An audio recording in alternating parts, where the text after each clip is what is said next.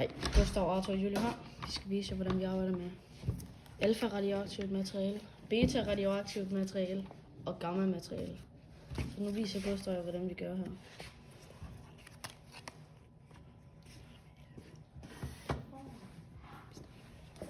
Vi starter med alfa. Vi tester, om det er sikkert.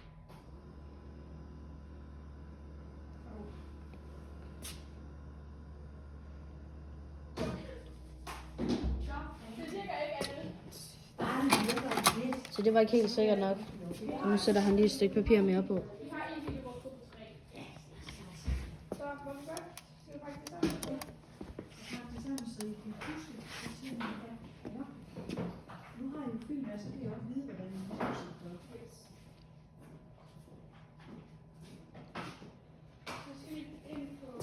Så den er godkendt.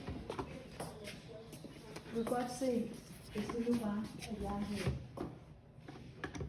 høre en forklaring. Vi skal op ad en væg, og så noget, Så nu tager vi noget beta-radioaktivt materiale.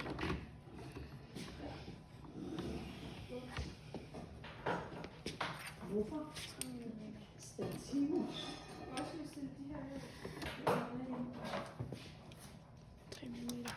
3 mm stykke aluminium er der også kommet på for at gøre det så mere sikkert.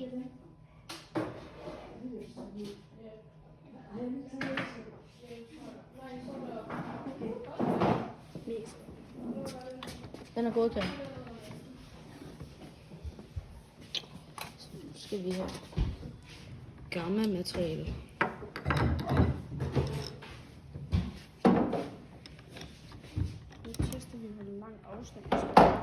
Nu tester vi, hvor lang afstand vi skal have. Vi skal stå væk fra det, før det er sikkert.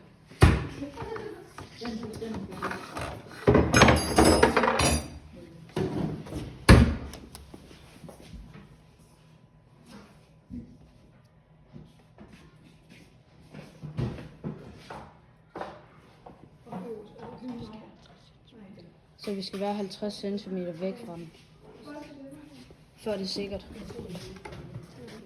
Det var det.